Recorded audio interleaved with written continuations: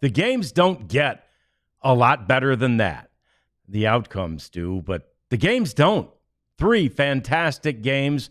Only one of them won by the Rangers. Today, another one-run loss.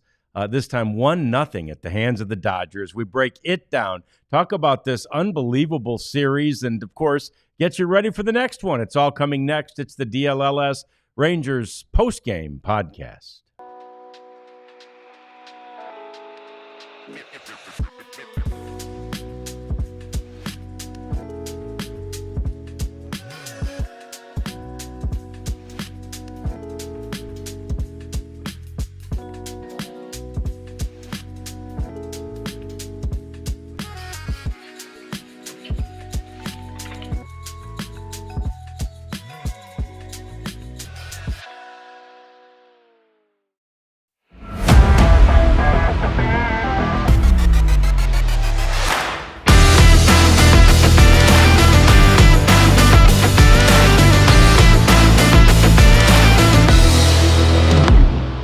Oh, my goodness. It was such a great series. Again, outcome twice didn't turn out the way you'd want it to. The Rangers win 1-1. They lose 1-1. That was today, 1-0.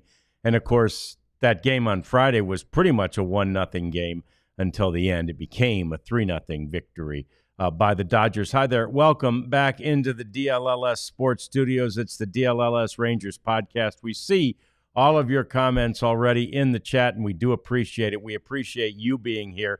John Radigan here with you. Elijah Smith, the prophet, is over there as he gets ready to take care of all these things technical, and Jeff is going to join us from Globe Life Field in just a moment. There was a playoff atmosphere out there all weekend long. Never better than last night after Adolis hit the walk-off home run, the 2-run shot to win that game yesterday. But it was pretty good out there today. This was what they call a pitcher's duel, as no one scored in this game until the 8th inning, and that's really only because, a sac fly is what allowed that winning run to score. Now, the Dodgers did lead off the inning against Chris Martin with the single, followed by a walk, a fly out, and then Freddie Freeman came to the plate, and he hit one. The fly out, by the way, to right field included a great throw and a great deke. It was the throw by Adolis Garcia and the deke by Corey Seager to keep Shohei Ohtani, who had walked at first base. All great plays at that point. But there you had, a runner at third, and you had Freddie Freeman at the plate.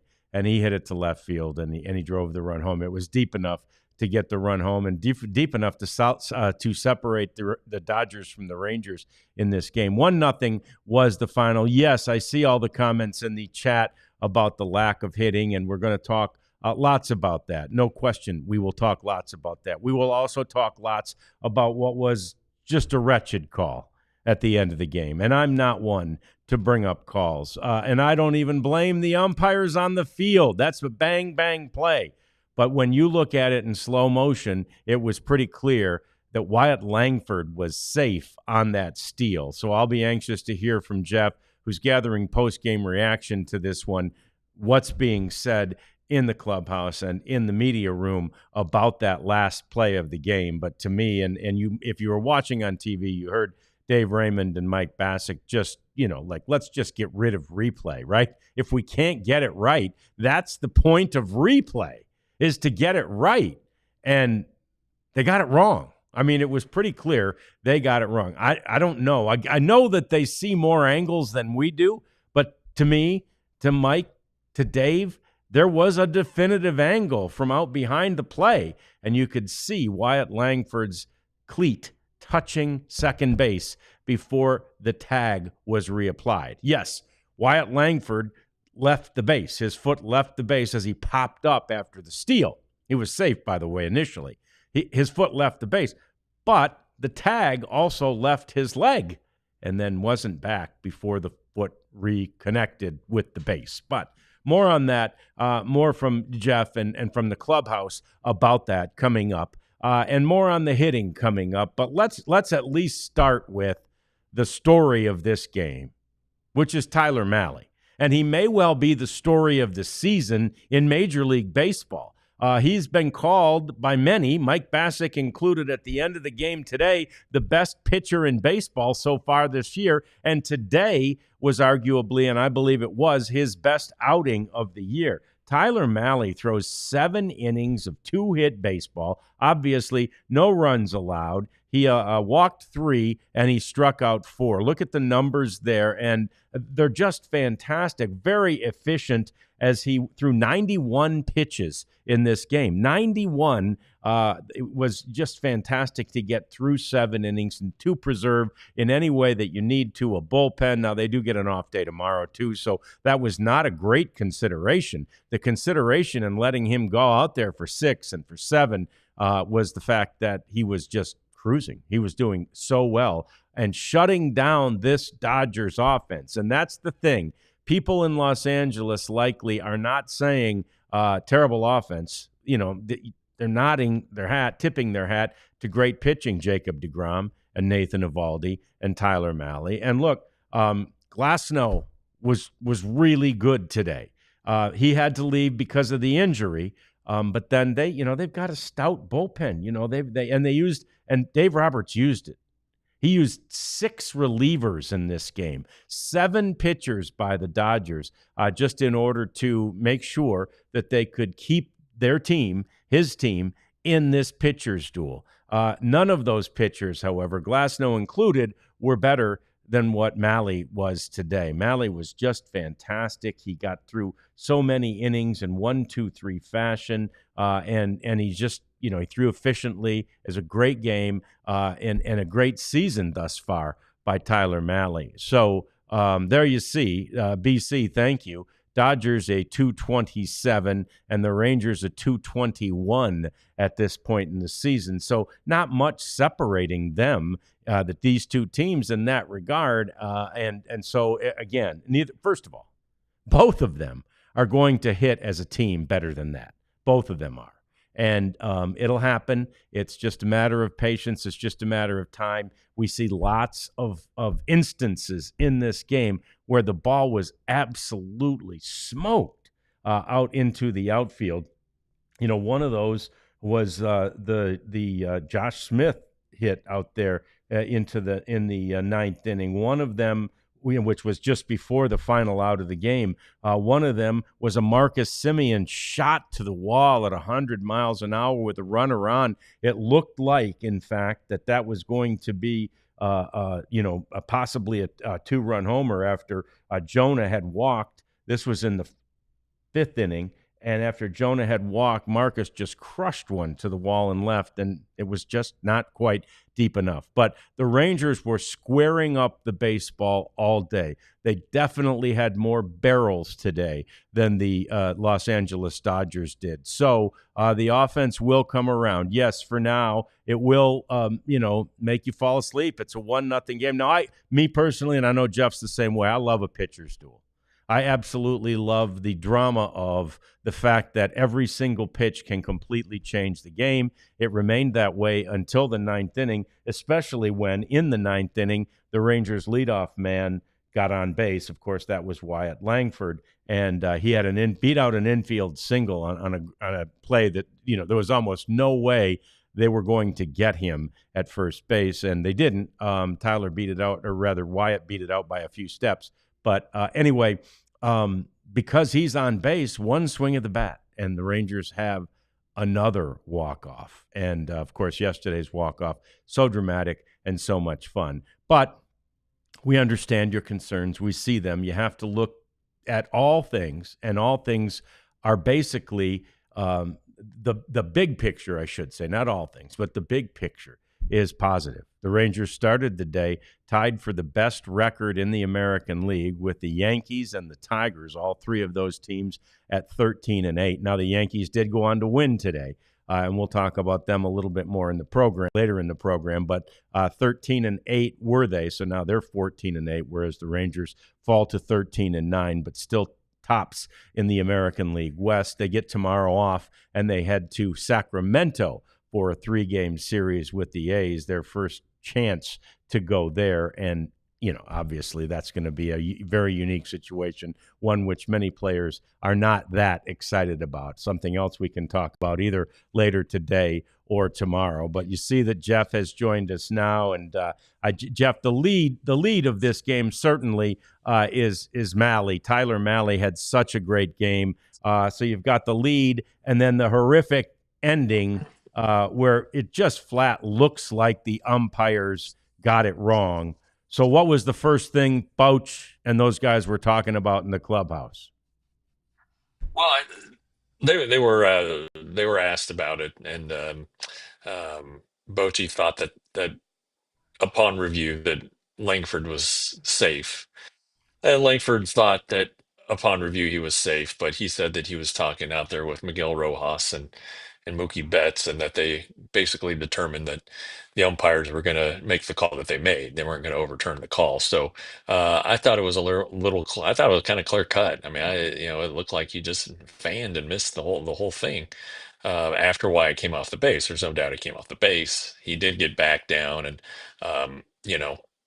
if the player tags him with his forearm, well, that's not tagging him with the ball. So I don't know what the umpires found. I mean, it's not their call. Once it goes to New York, you're kind of, they don't have any response. They just say that's what the call was, and that's it. So, um, but the call aside, it's hard to win with 0 runs, Yeah. and so that's really kind of where um, my focus was after the game, and Bruce Bochy was delayed getting to the media room. He's usually pretty prompt, and he said that they were talking about ways to get the offense going, and because 3.5 weeks, almost a month now, you're really kind of at a point where it's time to get going.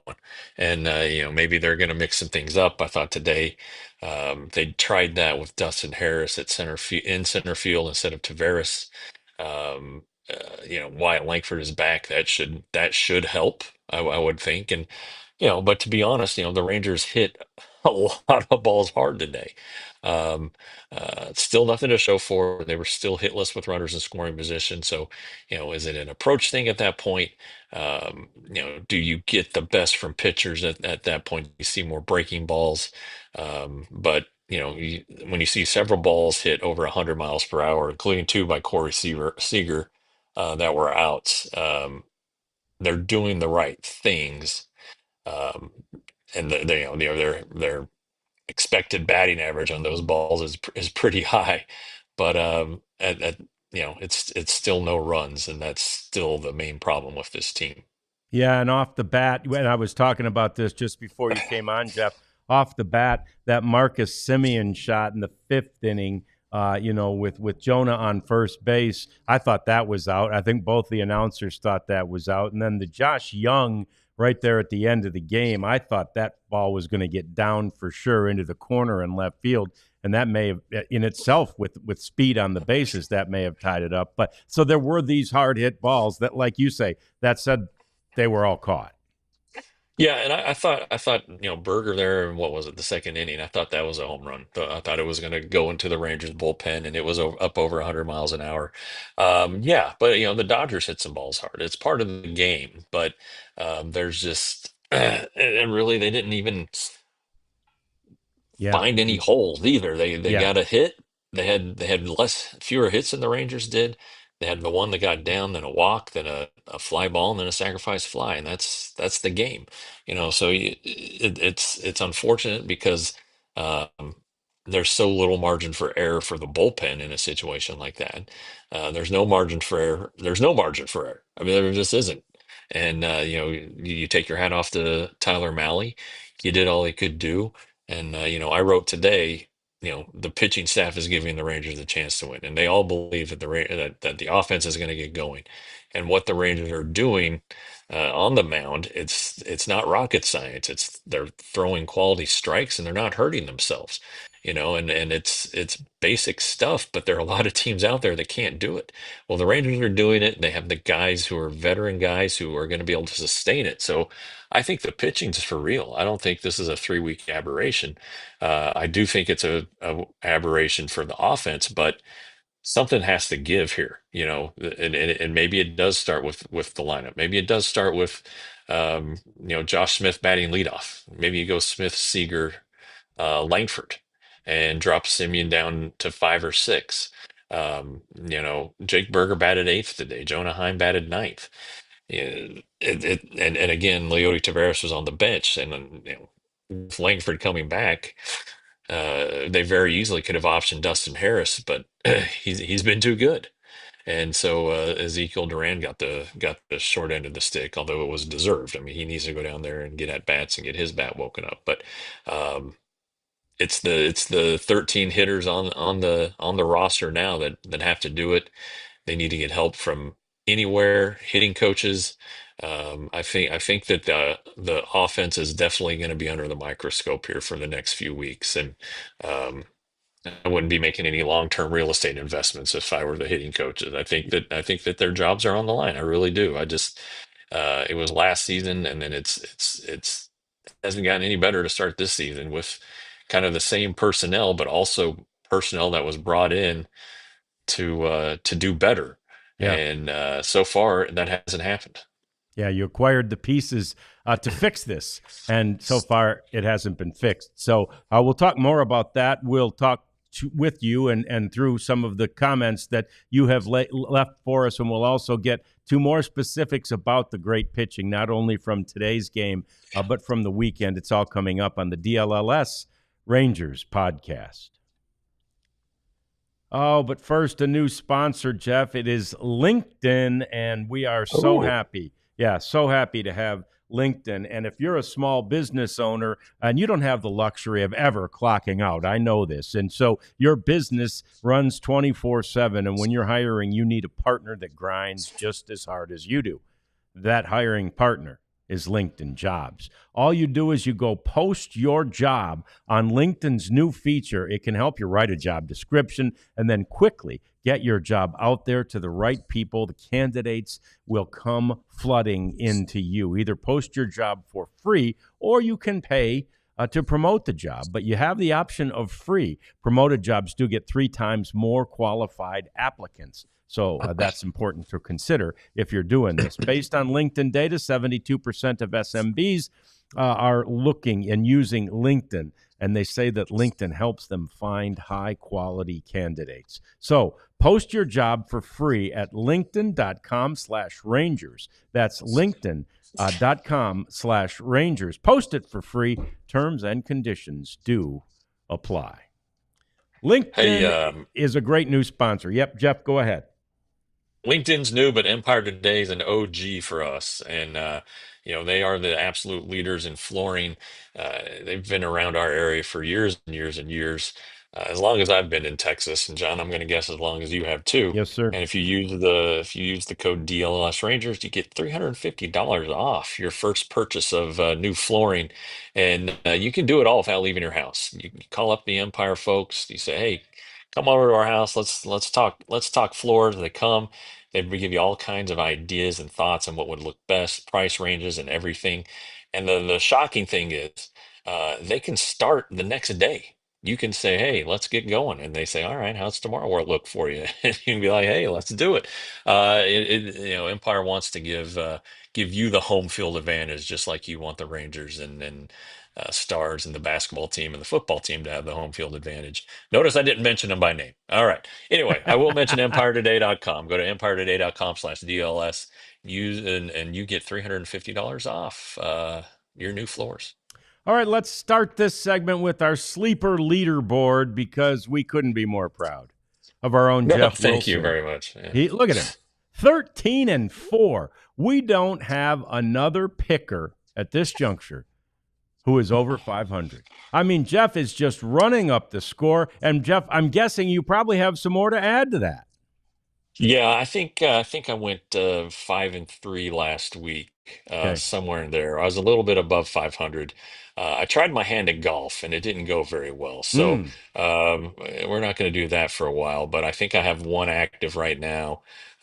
So yeah, I'm just instead of just doing it, giving the updates like every day, I'm just doing it in one big dump. So Gotcha. I should be near I should be somewhere around 20-7 after this, or 18-7. So yeah, all the other ones are eating my dust, and I don't feel bad about it. No, I don't think you should. And yeah, I'm not even sure they can eat your dust. I don't think they can see your dust at this point. Like, I think up there Yeah. might be somebody else. He's so far in the lead. Okay, so let's talk about Tyler Malley first. I assume you had a chance to hear and talk with him after the game? Yeah, yeah, and these guys are very gracious pitchers. They don't talk about, oh yeah, that guy, I owned him all day. He had no chance or anything like that. They give credit always to the catcher. In this case today, it was Jonah Heim. And um, calling a great game, and knowing the game plan, sticking to it. Mike Maddox is the game plan maestro. That's one of his strengths that he's been known for a long time. He can break down a lineup. So I thought the big out was Freeman there. What was it, the third inning? Yeah. Really, really a chance for Freeman, who hit the 2-run homer yesterday, to do some damage there and get the Dodgers going, but ended up striking out. I mean, it was a good at bat, a good little battle. But Malley said, they had a base open, so he's like, if we walk him, it wouldn't have been the worst thing in the world. But he wasn't going to hit anything hard. I was not going to give him anything to hit. And it was just a matter of executing the pitches. And Maddox had visited right before that at bat. They talked about how they wanted to go about it, and they did. And it worked out well. And you can't say enough about Malley. I know he walked 3 guys today. Maybe there's some pitching around there, although his last walk was a leadoff walk. Definitely not wanting to do that. But sometimes you got to navigate a lineup. Sometimes you can't just go out there and blow the doors off of them. You got to be smart and selective. And Tyler was everything today. So continued great work for him. It's pitcher of the month type of stuff. He'll get one more start on this road trip, and then it'll become time to vote on pitcher of the month, and I think he'd be a leading candidate. I can't imagine he wouldn't be. Yeah, he certainly has to be, given what he has done thus far this season, still with an ERA under 1.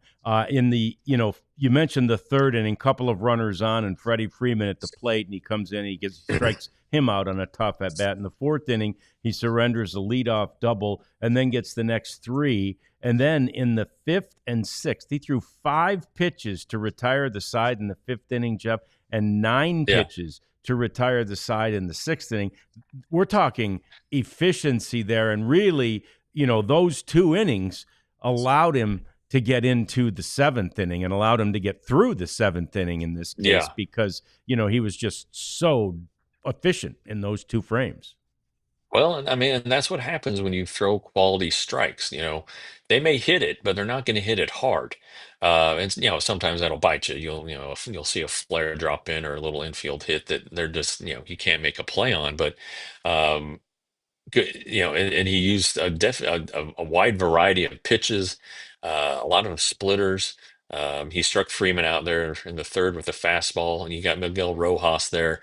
I think his last out was a pretty good little strikeout to get Rojas. So, you know, it's just doing the little things, is what Nathan Evaldi called him. And that means holding runners closer, which the Rangers have done a better job of lately. Fielding your position, but listening to the catcher and avoiding trouble when you are behind in counts. Going to the hitter's cold zone in the strike zone when you're down 2-1 or 2-0, and getting back into it, and getting it out. So all these things, again, like I said in the first part, really basic stuff. It's like, yeah, of course you want to throw strikes, but they have to be quality strikes, and you have to be able to do it with all your pitches to keep these guys off balance. And through um, 22 games now, the Rangers are doing it as well as any team in the major leagues, and their rotation is doing it probably better than anybody. I know they entered today tied for first with the Reds in WHIP, and they were second in baseball in ERA. Um, it improved today. It got better today. You only allow one run in 9 innings, and your team ERA gets better. Your rotation ERA, I should say, definitely got better with no runs in 7.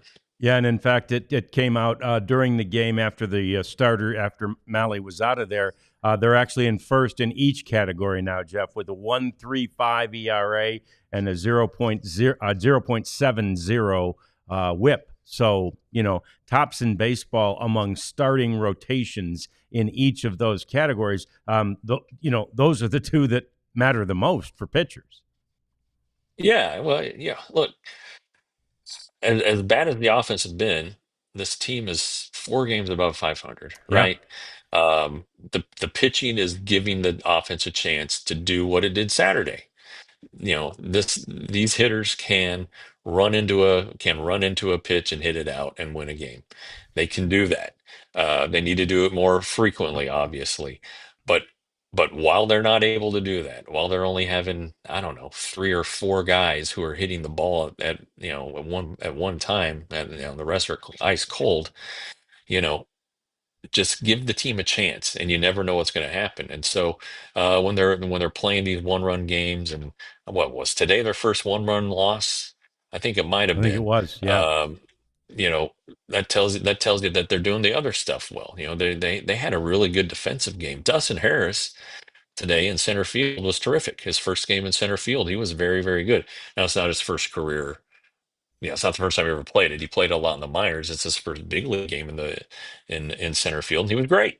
And so you just get the do what you can to win, like winning baseball as best as you can, and good things are going to happen. So hey, and Bruce Bochy, Mr. Silver Lining, he said my takeaway from this homestand is it was a pretty good homestand, and it was. The Rangers went 4-2. Now they go back on the road where they haven't been as good, but if they can go and split, the road trip, or maybe even win it, hey, this team's still going to be in really good shape. And again, they all think the hitters are going to come around. Everybody, they look at the lineup, they're like, these guys are too good.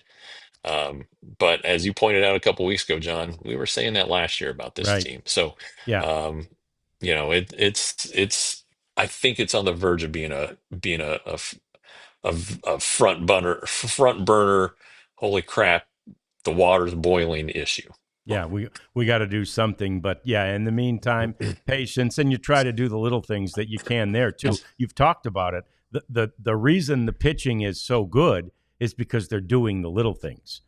There are little things like that can be achieved in every at bat too, and obviously Yeah, many of those are such minutia that we may not even recognize them. But some of those little things are not being accomplished right now. You start accomplishing those on an every at bat basis, and you watch this offense come around. And I really did think, because he's such an emotional player, that something like yesterday's game might really have a lasting effect, or be the beginning of something special for Adolis. Now, again, the other pitcher often has something to say about that. right.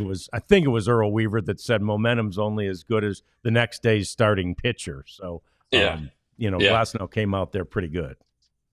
yeah. Well, okay. There were 11 balls hit over 100 miles per hour in today's game, and the Rangers had 8 of them.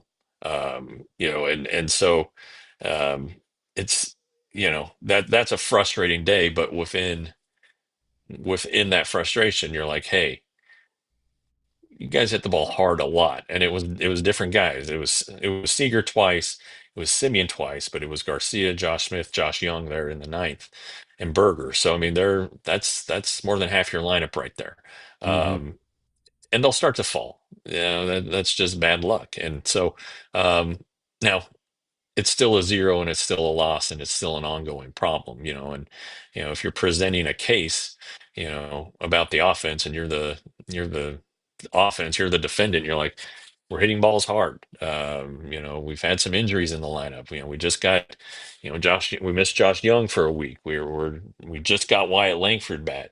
This offense hasn't been whole, all season. Yeah, and now that it is whole, um, it needs to start going.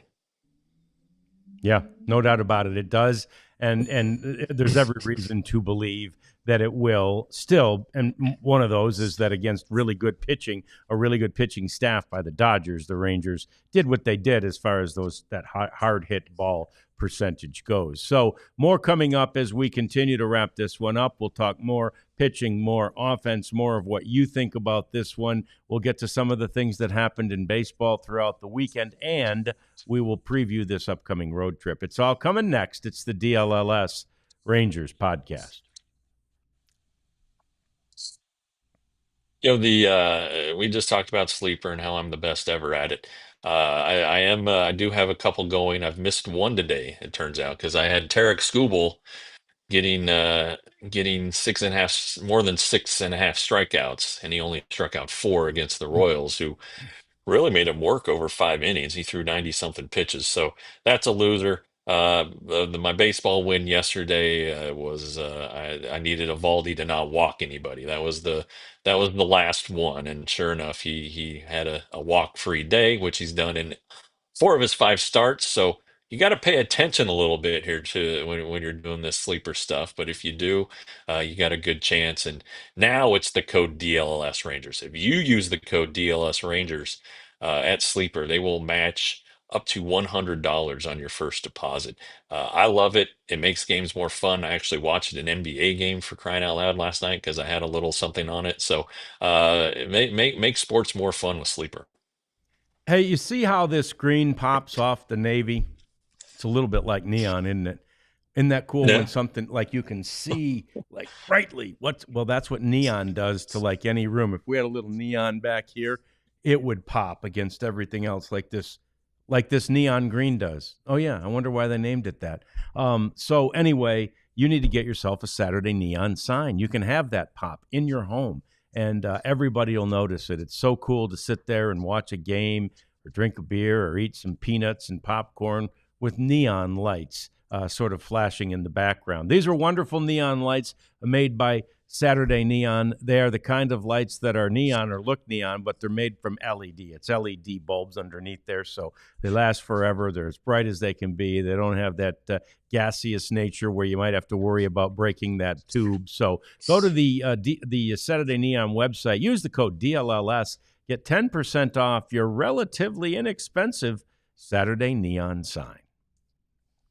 Jeff, one thing we haven't talked about, let's go back, because when you have a Jacob deGrom performance like we had on Friday night, it almost gets lost in the wash here. I mean, that was, yeah, again, and I get it. I'm sure, we didn't get to do a post-game show that night, but I'm sure there would have been a lot of chatter and chat about the lack of hitting that night, although Yamamoto was pretty good too. But Jacob was, I mean, he was better. He was much better, and as you know, John, I chose youth baseball over Rangers baseball, but I was watching it from behind the fence there at down in Waxahachie, John, down in Oh, your were neck of you? the Oh, woods, and good. yeah, and the thing I noticed, the thing that Jacob talks about the most is that when he's commanding the outside corner, lower outside corner, he's in good shape. And so I would look at the game tracker, and there are a lot of at bats, boy, where he was dotting that corner and or missing just off of it, but getting some chase. So, it looked really good. He said, yeah, it's still a work in progress, but it's closer. It was a lot closer. I mean, that was really good stuff. And his he also had a little more fastball velocity, which was pretty apparent. And he said that it's a mechanical thing. When he stays closed more often, then it just naturally comes. So, and it doesn't seem like a big difference, 99 and 98 as opposed to 96, 97, but it is. And the one mistake though was still a fastball that it's the pitch that seems to be giving him the most trouble as he comes back. But that was a big step forward. That was a vastly different Jacob deGrom. He had worked on it a lot. And again, these guys don't pitch on Monday and wait around 5 days and don't do anything until their next start. They work every day, throwing the ball, working on their mechanics, watching video, getting to where they once were or need to be. And that might be the most encouraging thing that happened this weekend for the Yeah. Rangers, was to see DeGrom pitch like he did, and you know, if that's the start, that may be remembered as the start. Giving up 1 run in 7 innings and losing might be the start of good things for Jacob DeGrom. Yeah, and you mentioned too, Jeff, the 4-2 record in this homestand and how Boch had talked about that. I remember in our last show on Thursday, somebody in the chat said that we got to go 4-2 in the homestand, and we were like, why not better than 4-2? And Yeah. of course, they were only at least today anyway, a run away from being better than 4-2, and not that far away on Friday. But the point is, you'll take that against this Dodgers team. It really helps to sweep the first team that comes into town, and especially when at that time that team was a first place team, the Angels.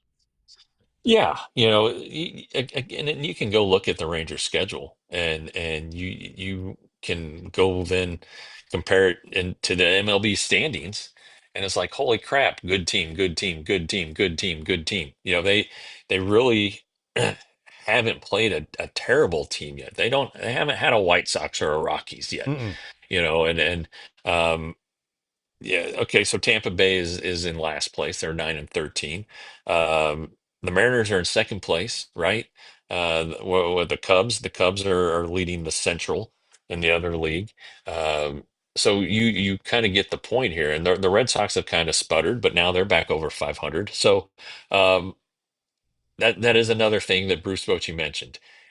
These teams that they're playing are pretty good and know how to Yeah. pitch. You just saw three really good starting pitchers from the Dodgers, and the Angels didn't throw their best guys. Not that they have great guys, but they did throw Kikuchi, and the Rangers won that game. So there are things that are you can look at that also can kind of make some sense out of the offensive woes, but. Um, the Rangers at home, okay, they've played the Red Sox and the Rays, now the Angels and the Dodgers. Pretty good teams, all right. So to be as good as they are at home against those teams, and to have so much success at home, um, that's good. That's good that you're winning those games, especially when the offense is stinking it up. But it's been a tough schedule. It really has been. And, the A's are 10-12 as the Rangers head out that way. San Francisco's cooled off a lot, but still a good team, and who knows who you're going to face, and you don't know the Sacramento ballpark very well unless you've played there in the minors. Like, I'm sure some of these guys have, actually. I know they have, but nevertheless, it's still going to be different. And you're not quite sure how it's going to play. Yeah. No, that's definitely something we'll uh, have to consider when the Rangers head out that way. There's no doubt about that. And I talked to Sean Armstrong actually about that in the clubhouse earlier this week, and he said none of them are excited about going to play in this minor league ballpark. They're just not, And Yeah. in fairness, I mean, first world problems and all that, but it's a lot about amenities and things like that. But he's been there. And he said, that the only place, and again, they're not even playing there this year. He said the only place that's worse than that, than what Sacramento will be, because he knows, is Tampa. And of course, they're not playing in Tampa this year. They're playing in Steinbrenner Field up there, a spring training facility.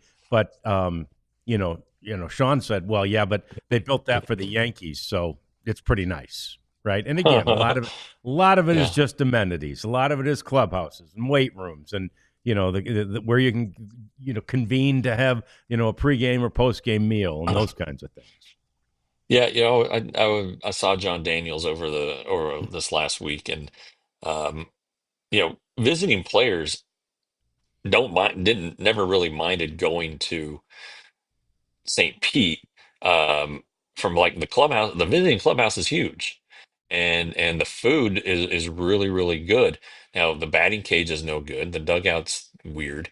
Of course, you have the field with the rings, and it's hard to catch fly balls. So there are a lot of problems with the chop. Some of them were blown away, but yeah, now going to Sacramento, I talked to Jake Latz about it, and because he had played there a few years ago, and he said it's just no good. That it's not a good ballpark. It's an old ballpark. And now they've made changes. MLB forced them to make changes. They have upgraded the clubhouses, and they had to build a family room for any family members who come along.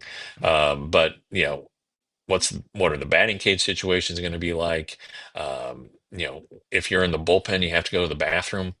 Where do you have to go? I know it. I heard somebody talking about it at the was it Legends Field, where Tampa is playing. If you're in the visiting bullpen, you have to go across the diamond into left field to get to the bathroom. So, or across the whole outfield, and so it's neither are ideal situations.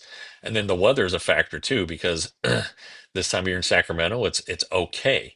In the summer, it's going to be smoking hot, and the Rangers go back there in August, where it may be 110, 112 degrees, and that's why they had to get rid of the turf. It was a turf field, and now it's grass. But it's not going to be great for the players. And yes, like you said, these are first world problems we're talking about here, but maybe they can make the most out of it and have some fun with it. And maybe it'll remind them of their days in the minor leagues, and maybe, they had a kick-ass game there, and they can channel that. I don't, whatever it is, they need something. But it's going to be interesting to hear what they have to say about that place. Yeah, it'll be interesting to hear after the fact, because obviously Latz and Armstrong, neither one have seen the changes yet, right? Those were made to Right. accommodate these major leaguers that are now coming to play there and will be playing there for about 3 years now. So it'll be an interesting series. There is just no doubt about that. It'll be fun to see the Rangers playing in a different environment, and who knows, maybe some of these guys will channel their inner minor leaguer where they were dominant, right, and get going Yeah, offensively, right. right? The Yeah. trip that included an Oakland and a San Francisco in the past was always one of the greatest for players too, because you got to hunker down in the same hotel for a Right. full week, and that's just Yeah. in the world of going 3 nights here, 3 nights there, 3 nights here, go get on a plane, 3 nights there, get on a plane, 3 nights there, whatever. It was always nice, and I think I did 2 of those trips, Jeff, where you were in San Francisco for a full week, and yeah, it's great. I did too as well, but I only once did I choose to stay in San Francisco for the whole week, and there was an off day in the middle. So it's like, man, I've got an off day in San Francisco, and um, I mean, I probably just stayed in bed the whole time. But uh, to be honest, probably went out and had an early dinner and maybe a few early cocktails. But um, to your point though, and that's why covering baseball, John, is better than covering any of the other sports. Yep. If you have back-to-back road games in the NBA, that's that's a tough get. That's a tough travel day. And um, uh, and if even if it's just a day off, you're traveling on your off day. So baseball at least does have that going for it. The road trips are generally, minimum 2 days, but you get there the night before at least. The Rangers are traveling to Sacramento tonight, and they're off tomorrow, so they're gonna have an off day. I heard there's some wine country expeditions planned for some of the players. I think golf for others. Lake Tahoe is only 2 hours away, so maybe you can sneak up there to Tahoe and have a fun afternoon and evening. But um, yeah, that's the saving grace of the long baseball season, is that the road trips, you at least can unpack your suitcase if you choose to do so. Yep, no doubt about it. So, no unpacking for the Rangers this time. It's 3 in Sacramento. I'll probably bus over to San Francisco from there, but I I'm would not think even so. sure. Yeah. No, yeah, I think they would. But anyway, we got more to talk about. We'll talk more with you. Some of the chat comments that you've had. We'll talk a little bit about some unique things happening in the world of baseball today, and we'll continue to set up this series on the road for the Rangers, who are still 4 games over 500 and at 13 wins already on the year. We're back to do all that right after this on the DLLS Rangers podcast. I'm honoring the Jo- Stars today too, Jeff. Oh, good.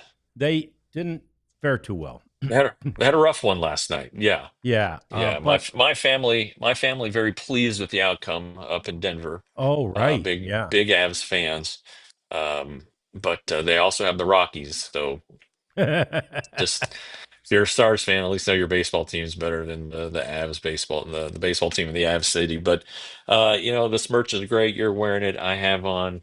I don't know if we're gonna be able to see it. I have on Yeah. the DLLS Rangers flag shirt underneath here today, and I have the two that are on the screen.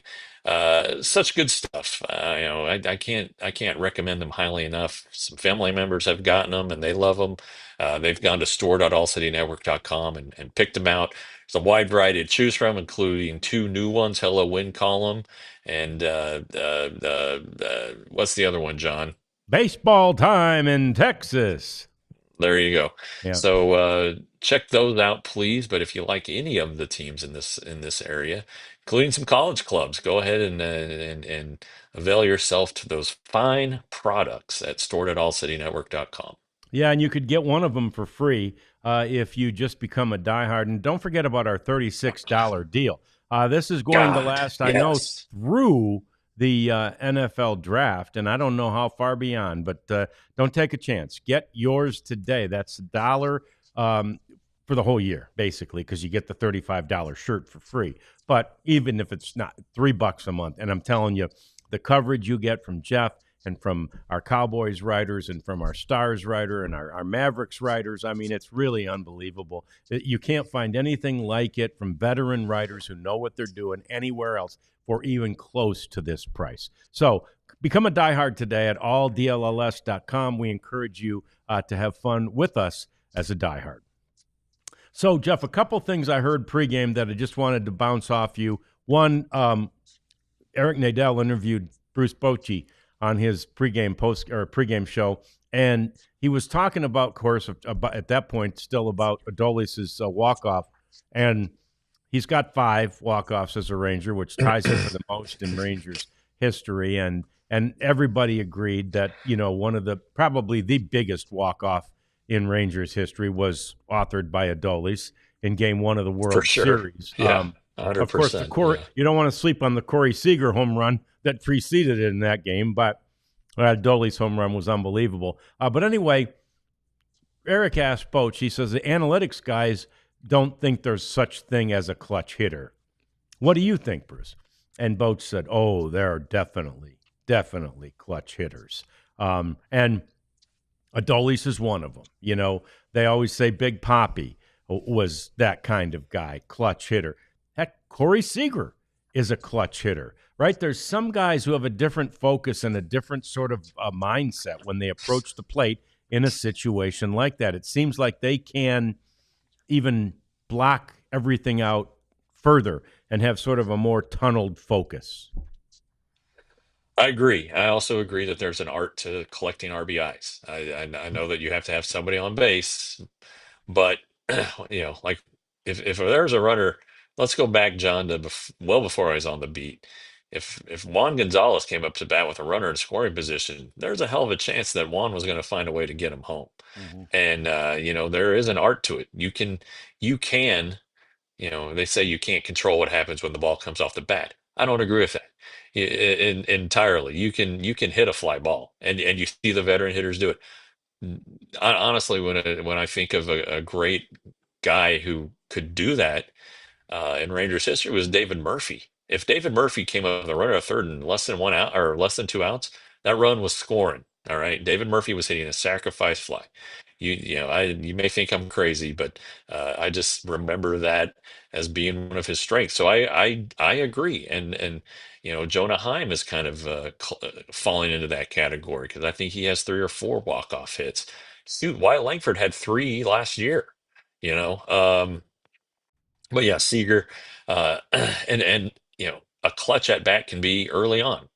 That home run he hit in Game 7 of the AL, I guess it was Game 6 of the AL CS. CS, yeah. That was huge. That was huge. It created so much momentum. But if we're talking late innings and heroics and walk-offs, Adolis has been as good as it gets. And his first home run in his career wasn't a walk-off, but it was an extra innings at Tampa Bay. I mean, so his very first career home run was a huge home run that came late in the game. I believe in it. I do believe in clutch hitters. There are guys you do not want to come to the plate when the game is on the line. Look at how about Enrique Hernandez? Right. All right. How does this guy keep getting in the postseason? Because he's really good in the postseason. All right. So I do believe in the clutch gene, the clutch, uh, that there are clutch hitters. Yeah, I agree. I think it's true. I do think that, as I mentioned, I hoped and thought that might be an emotional springboard for Adolis Garcia. David asks, how do you think you get Adolis to be more consistent? He's either been hit or miss. I don't know. I mean, I know that's certainly what the hitting coaches and what Bruce Bochy and everybody have been trying to do, Jeff. That's a hit or miss proposition there too. Uh, that's his whole career. All right. The 2023 playoffs, he was fantastic. Uh, Amazing. But you look at his career numbers, his career average is below 250. He strikes out a lot. And while he was trending the right way with walks, he still doesn't walk a ton. All right. The strikeout today there to end the eighth inning was pretty was pretty. I think he was trying to hit a home run and just, Yeah. you know, didn't have a good two-strike approach. He should have known a sweeper was coming.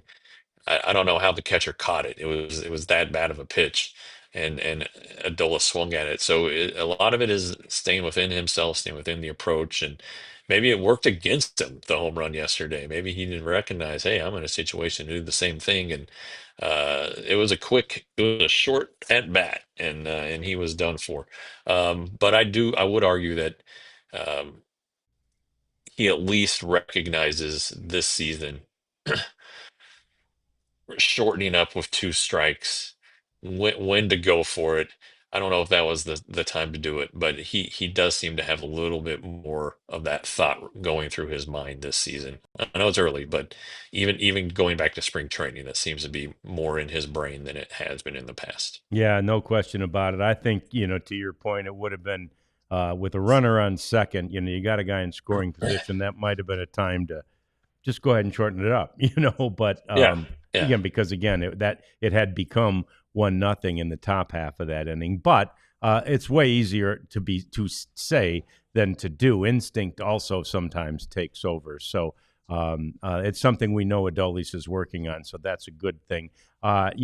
Jim's down on the it was a Jim that's on the acquisition of both Berger and Peterson. Let me just say this. My brother reached out to me yesterday in Michigan, and he said, I can get Jock Peterson for my fantasy team.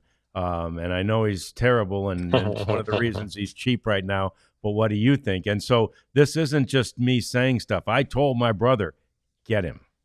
I think he's going to hit. I really do. I might tell you guys, do something, but I wouldn't tell my brother, get him. But I really do think he's going to hit. He thinks he's going to hit. That's probably the most important part of it. And again, his baseball card says he's going to hit, Jeff.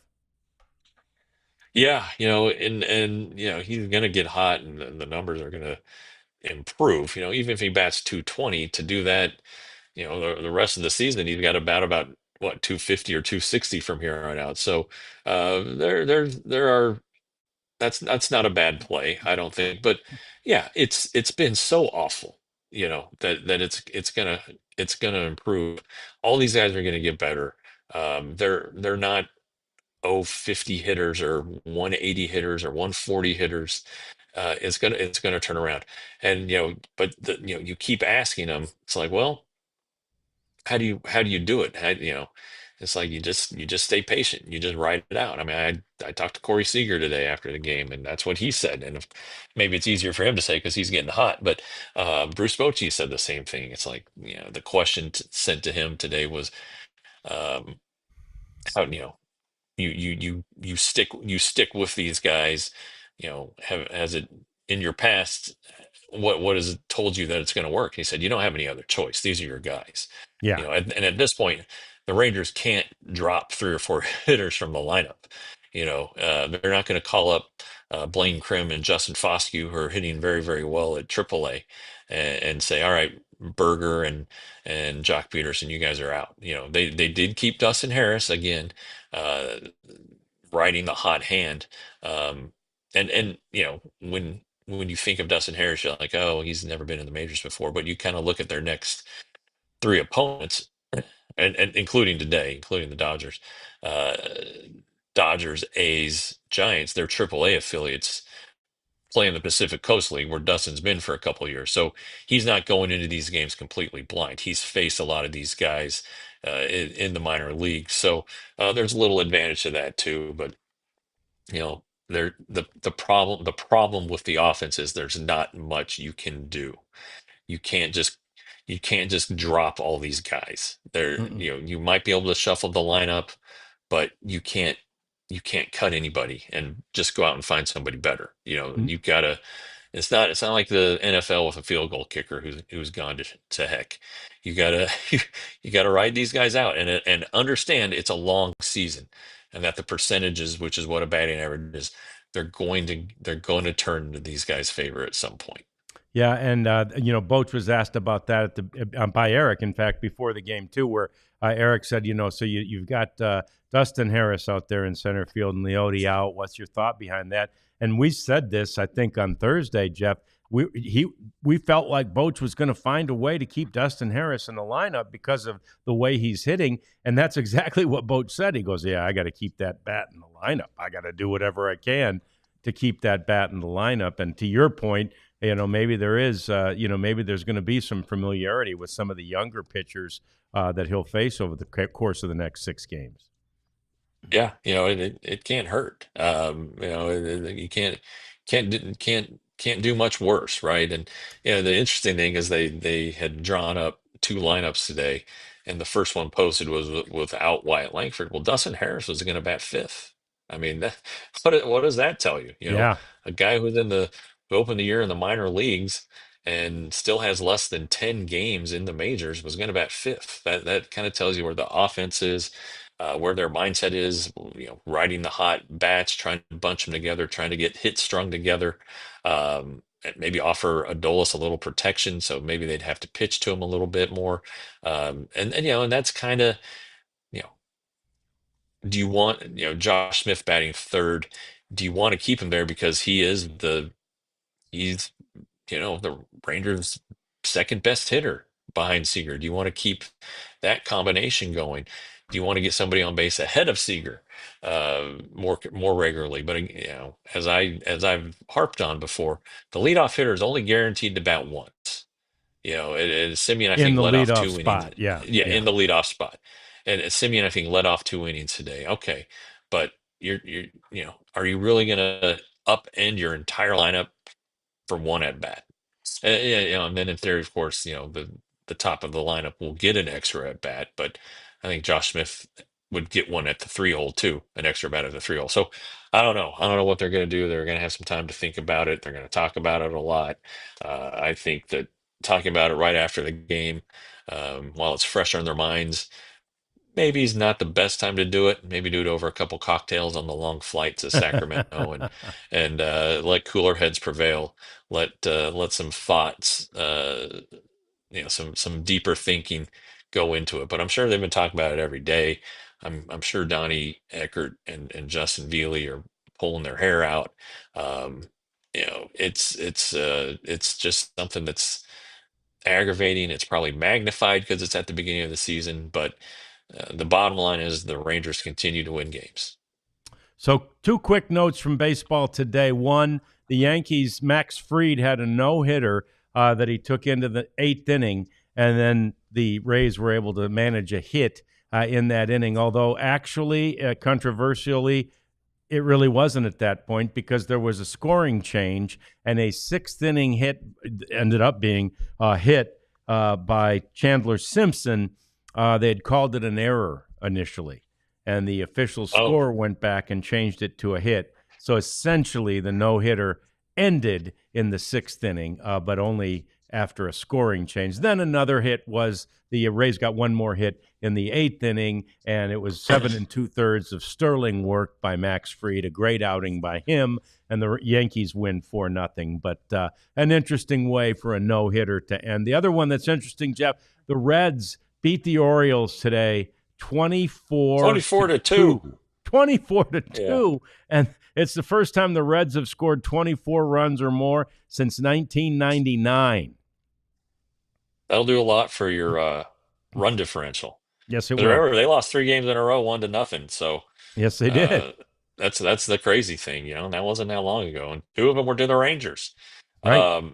One thing about the Rays that Chandler Simpson's like a speed burner, so I'm guessing it might have been an infield hit where there was pressure put on the defense or something like that, and then um, uh, that's interesting. And you remember there was one time, boy, I think it was you, Darvish, was pitching against the Red Sox and took a no-hitter pretty deep into the game. There was a fly ball hit by David Ortiz to like medium um, right field, and Rougned Odor went way back on it. And I think Alex Rios was the right fielder, and the ball fell in between them, and it was scored an error initially. So it preserved the no-hitter pretty late in the game. Now it ended up not working out, of course, but I remember that, and it did get changed. I don't know if I don't think it got changed that day, but it got changed during the series, and Big Papi was pretty mad about it afterward. Yeah. And said, "Oh no, that's a hit." And then you did wonder, why the hell is Rougned Odor out in right field? Yes. But that was one of many things you could wonder about Rougned. It sure is. Well, that's going to do it. We appreciate you guys all being here today. We're going to be back tomorrow, and we'll give you a regular podcast at at 1 tomorrow. I think we got 1 and then a couple of noons, right? Yeah, believe that's right. And so check us out tomorrow. Have your lunch with us at noon. We'll be back Tuesday and Wednesday as well, and we'll figure Thursday out. So thanks for being here with us today. Rangers had a great homestand. Not the best of results in the series, but hey, you know what? It was still fun. It was baseball. It was a playoff atmosphere. We'll see you tomorrow on the DLLS Rangers podcast. We all silly like the mayor.